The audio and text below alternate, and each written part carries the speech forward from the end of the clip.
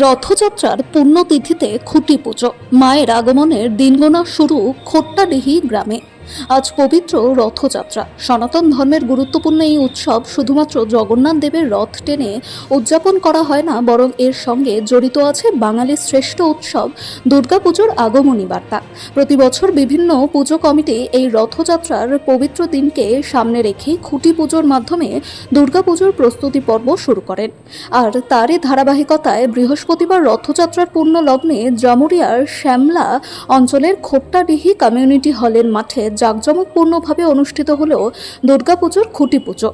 আয়োজকদের পক্ষ থেকে জানা যায়, খোট্টাডিহি গ্রামে বেশ কয়েকটি পাড়ায় দুর্গাপুজো অনুষ্ঠিত হলেও কোনো সার্বজনীন পুজো এখানে অনুষ্ঠিত হতো না। বহুবার এই সার্বজনীন পুজো শুরু করার সিদ্ধান্ত নেওয়া হলেও নানান বাধা বিপত্তির কারণে সেই সিদ্ধান্তে সফল হতে পারেনি।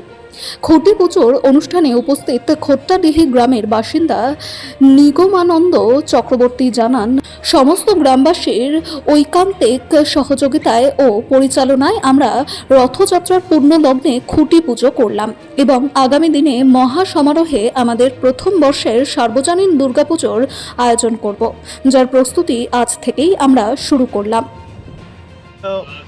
অনেক বছর থেকে পরিকল্পনা ছিল। কার্তিক মণ্ডল অনেকদিন থেকে চেষ্টা করছিল যে একটা পুজো হোক গ্রামে। তো অনেক কিছু কারণের জন্য আমরা এটা করতে পারি নাই। এবছর আমরা সুযোগ পেয়েছি, তাই কার্তিক মণ্ডলের উদ্যোগে আমাদের গ্রামবাসীর সহযোগিতায় আজ এই খুঁটি পুজো হলো এবং কোনোদিন দুর্গা পুজো বা অনুষ্ঠান আরও বড় করে করার আমাদের ইচ্ছা আছে গ্রামে। এটাই। এই যে খোট্টাডিহি গ্রামে প্রথম হচ্ছে সার্বজনীন দুর্গাপুজো।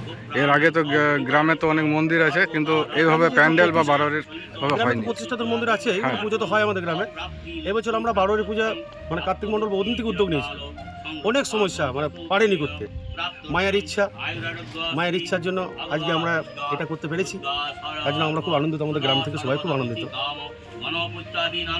আপনার নাম পরিচয়? আমার নাম নিগমানন্দ চক্রবর্তী, খোট্টাডিহি গ্রামের একজন বাসিন্দা।